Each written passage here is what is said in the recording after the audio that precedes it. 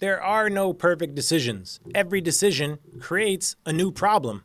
But there are some ways that we can consider every decision we make so that we're ready to deal with any new potential problem and we become better, more decisive decision makers. That's what we're going to talk about today because welcome back to Be Good Leadership. I am Ronnie Caldwell and we are always talking about how we can make people and situations better. So today, let's talk a little bit about decision making.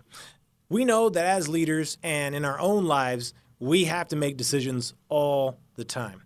And if you're working in a school, especially, as a teacher, you're making decisions constantly. Maybe you're making more little tiny decisions than anybody else. But as a leader in an organization, the decisions that you make impact a large amount of people. And what this does sometimes is it can go two ways. It can make people completely indecisive, where they are frozen. I just can't make a decision because I know it might create this problem, and they get stuck because they want the perfect decision. And then on the other side, which I think is the more frequent one, we get the overconfident decision maker who is only considering the consequences that are in the short term, and therefore creates plenty of problems for the organization down the line because they haven't considered what are called first, second, and third order consequences. So to give you an example of this, first, second, third order consequences are the consequences that are considered by the best leaders, because every decision we make will create other problems that we'll have to deal with. And oftentimes, we will only consider the first order consequences. And when we forget about dealing with the second and thinking about the third order, then we don't make the best decisions overall. So an easy way to give an example about this is my love of ice cream. I 100% love ice cream. If you ever want to invite me out for an ice cream, I'm there. First order consequence of I'm going to decide to eat ice cream today, or almost every day. The first order consequence of that is if I decide to eat ice cream, the ice cream tastes delicious. It's amazing. Okay? But the second order consequence is that if I make it a regular habit of eating ice cream, my waistline might grow a little bit. I might have some trouble fitting into my clothes after a while, right? And the third order consequence is actually there is I have a type 2 diabetes is common in my family, and I could have some long-term health problems. My health will deteriorate over the course of time. If I continue doing that, I make myself susceptible to all kinds of other issues. This is in the same way that many people make decisions that they think, hey, I'm going to, for instance, I'm going to make a decision about cutting cost. And so what I'm going to do is I'm going to cut some people working in a school. This happens quite a bit. I'm going to cut these jobs that I don't think are that important, and because we need to save some money. So first order consequence is that your budget line looks a little bit better very quickly. You've cut those positions, so you're not paying those positions. Great. Well, second order consequence is, the morale of your team begins to suffer because more people have to take on more of the work because you're not changing the workload. Work's still the same. You're just cutting positions.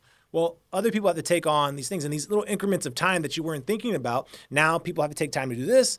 Overall performance goes down, and they start to lose the quality, right, of their performance. And because of the increasing amounts of work with less people, some of your top performers also begin to look elsewhere.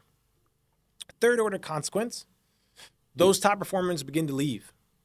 They have started to leave because the quality of what you were providing goes down. Also, your competitors start to be seen as providing a better service, or at least just as good. And then the morale that is hurt, that because of social media, because a Facebook group away, people can talk about the culture within your organization. You also have trouble attracting new talent. While you're losing it, you don't attract the same kind of talent because they're hearing about the work situation. So what you have is, because there are so many leaders and so many people in positions, especially in international schools and schools, I think the normal tenure for a head of school is something like less than 3 years. So there is an incentive to make short-term decisions and only consider first-order consequences, maybe getting into the second order, but you don't have as many of the people thinking about what are the first, second, and third order consequences. Because if you haven't considered those, the decisions you're going to make oftentimes are not the wisest decisions. And too many leaders and organizations only consider the first order, maybe the second order consequence. This is not about overthinking either. So when I talk about, hey, you can, in your personal life, in your organization, think about, so this is the first order consequence. What would happen in the short term? Second order, what are maybe some of the unexpected consequences that could come up from this? Third order, even down the line, if those things aren't handled, what could it lead to? When you're considering that, what you're also doing is, okay, if we're going to make this decision, how do we prepare for it? How do we prepare to make the best considerations?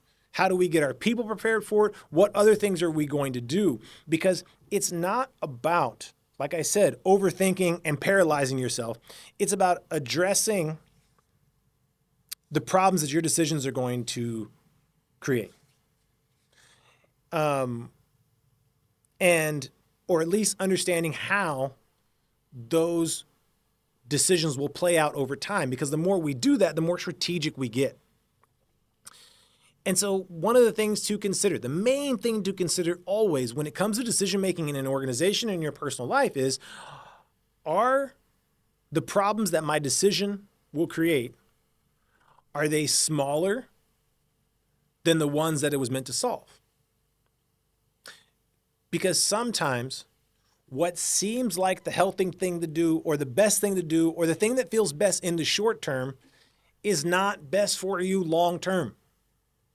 As the example I gave with the ice cream, or even as the example that I gave with the main way I'm going to cut costs is cut these positions that I don't see how they benefit. And without being close to the situation, without saying, are there different ways that we can do this? Because so often people do cut costs in ways that affects the quality of what they do, right? And so it's considering these things, considering the long-term view and thinking about, and that takes thinking about the true value of the organization, the people, the team over the long term. And it does take going through a process a bit more. It does take having a team that's willing to be honest with each other and to think about first, second, and third order consequences. And like I said, the question is, does the decision we're going to make create